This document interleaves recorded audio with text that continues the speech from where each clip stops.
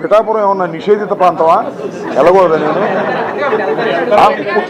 అలాగే అది కాదు. నేను ఒక మాట చెబుతా, బాగబ్బా పిఠాపురం ఈ టూర్లో వెళ్ళట్లేదు, మళ్ళీ వెళ్తా. పిఠాపురం నిషేధిత ప్రాంతం కాదు, అక్కడ ఎవరు వెళ్ళటానికి వీలేని కాదు. సోదరు ఉంది, ఆమెను కన్సల్ట్ చేసి గ్యారంటీగా మీరు అడిగారు కాబట్టి పిఠాపురం వెళ్తా. అవసరమైతే కుప్పం కూడా వెళ్తా. నిషేధిత ప్రాంతాలు ఏమన్నా మంగళగిరి రోజు వెళ్తున్నాం. నేను తగ్గేదే లేదని పద్దాకా అవసరం లేదు.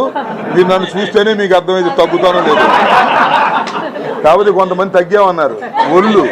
ఒళ్ళు తగ్గిద్ది తప్ప పవర్ కాదు, పట్టుదల కసి. నేను ఒకటే మనవి చేస్తున్నా, ఎంత దుర్మార్గం అండి. ఒక బెయిల్ వస్తే ఇంకో కేసు వేస్తారా? ఇంకో దానిలో బెయిల్ వస్తే మళ్ళీ ఇంకో కేసు వేస్తారా? ఏ అన్నాలు పెట్టుకుంటారు నన్ను. 36 కేసులు పెట్టారు మొత్తం. ఏంది ఇది? నాకు 68 సంవత్సరాలు, కానీ ఎక్కడ భయపడలేదు. ఎందుకు భయపడలేదు నేను చెప్పండి? మీరందరూ ఉన్నారని నేను భయపడలేదు. వైఎస్ఆర్ కాంగ్రెస్ పార్టీ ఉందని నేను భయపడలేదు. జగన్మోహన్ రెడ్డి నాకు అండగా ఉన్నాడని భయపడలేదు. అంటే భయపడి బ్రతికే కంటే ధైర్యంగా చావటం మేలని నమ్మేవాడిని నేను.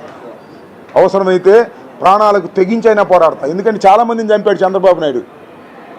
తడిగుడ్డలతో గొంతులకు చంపేశాడు. అలా చంపేస్తాడు. ఏదైనా చేస్తారు వాళ్ళు. కుట్రలు కుతంత్రాలకి నిలయం చంద్రబాబు. అందువల్ల ఎక్కడా తగ్గేది లేదు, పవర్ తగ్గేది లేదు. ముందుకు వెళ్ళేదే. ప్రజా ఉద్యమాలు నిర్మిస్తాం, ప్రజా వ్యతిరేక పోరాటాలు చేస్తాం. ప్రజా వ్యతిరేకంగా ఉన్నటువంటి వాళ్ళని, అంటే ప్రజా వ్యతిరేకంగా చేస్తున్నటువంటి చంద్రబాబు మీద పోరాటాలు చేస్తాం. నా పోరాటం కూడా ఆగదు. అటు న్యాయ పోరాటం, ఇది ప్రజల పోరాటం.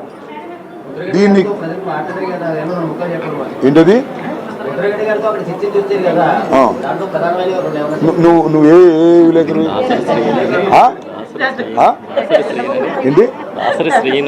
దాసరి శ్రీను. అక్కడ నీకేమో రాలేదా? మరి ఆయన అడిగి తెలుసుకోరు. ప్రతి రోటికాడ పాట పాడుతున్నాడు. అక్కడ అడిగి తెలుసుకోసప్పుడు సహజంగా చెప్పారు. నాకేం ధైర్యం పోలేదనుకోండి. ధైర్యం చెప్పారు. చాలా కన్సర్న్గా మాట్లాడినటువంటి వ్యక్తుల్లో కన్నబాబు గారు. అలాగే నేను రిలీజ్ అయిన రోజున మా గీతా గారు ప్రత్యేకంగా వచ్చి నాకు అభినందనలు తెలిపారు.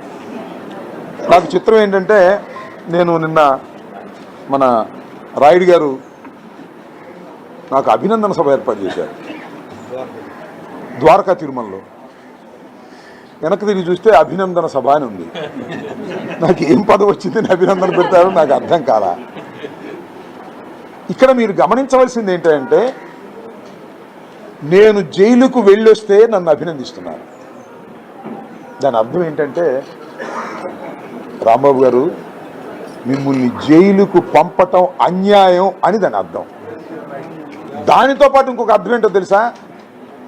రాంబాబు గారు మీరు జైల్లో ఉన్న చాలా ధైర్యంగా ఉన్నారు.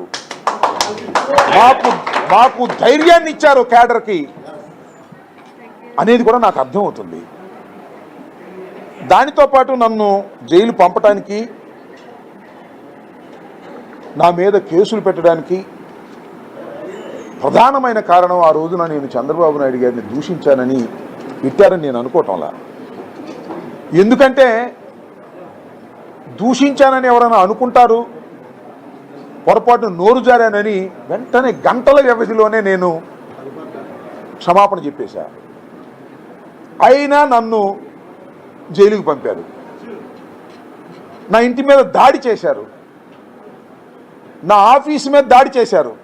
బహుశా చరిత్రలో ఎప్పుడు ఇంత దారుణమైన దాడి జరగలేదు. చరిత్ర చూసుకోండి. తెలుగుదేశం వారికి కూడా చెప్తున్నా, జనసేన వారికి కూడా చెప్తున్నా, ఒకసారి వెరిఫై చేసుకోండి. 7 గంటల 20 నిమిషాల సేపు నా ఇంటి ముందు, నా ఆఫీసు ముందు కరానృత్యం చేశారు. పోలీసులు అక్కడే ఉన్నారు, ఏం మాట్లాడాల, సహకరించారు.